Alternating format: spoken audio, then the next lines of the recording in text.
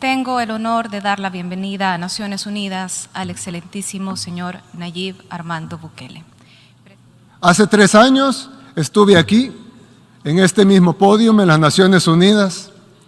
En ese tiempo les dije que este formato era obsoleto y ahora, 3 años después, nos damos cuenta que lo es aún más. Pero tal vez aún sirva de algo.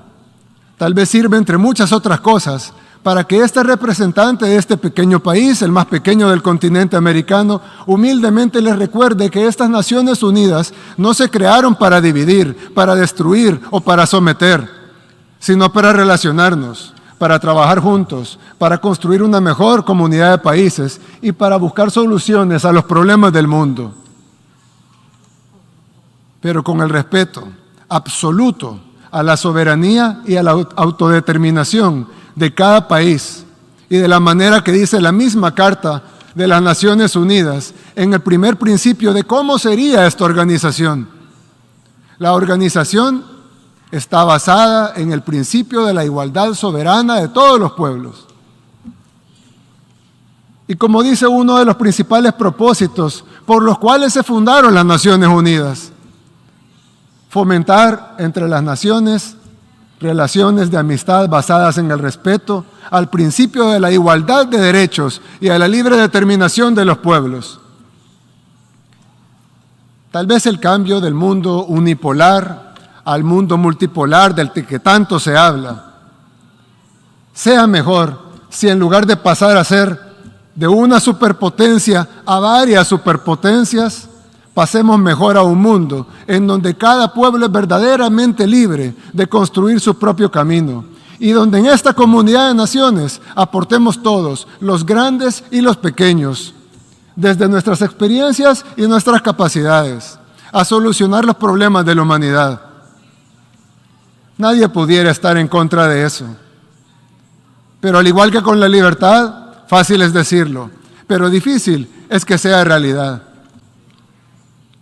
Vine hasta acá a pararme en este podio, en un formato en el que ya no creo, para decir algo que lo más probable es que de todas maneras no cambie la forma de que los países poderosos ven a los demás, pero tal vez sí cambie la forma en que los países en vías de desarrollo nos vemos a nosotros mismos.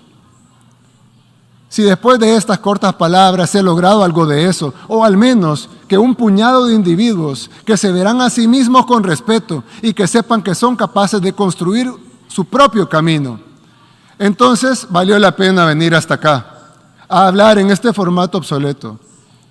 ¿Y quién quita? Tal vez con el tiempo, tal vez surgen otras naciones, surgen otros pueblos que también decidan luchar por su libertad. Y entonces, las Naciones Unidas habrán vuelto a ser relevantes, al menos para este humilde servidor. Y es que un grupo de países poderosos no solo tienen mucho más que todos los demás, sino que también creen que son los dueños de lo poco que tenemos los países que no somos poderosos. Por eso digo que la libertad es algo por lo que aún luchamos en nuestro país, porque si bien somos libres y soberanos, e independientes en papel, no lo seremos de verdad hasta que los poderosos entiendan que queremos ser sus amigos, que los admiramos, que los respetamos, que nuestras puertas están abiertas de par en par para comerciar, para que nos visiten, para construir las mejores relaciones. Pero lo que no pueden hacer es venir a mandar a nuestra casa.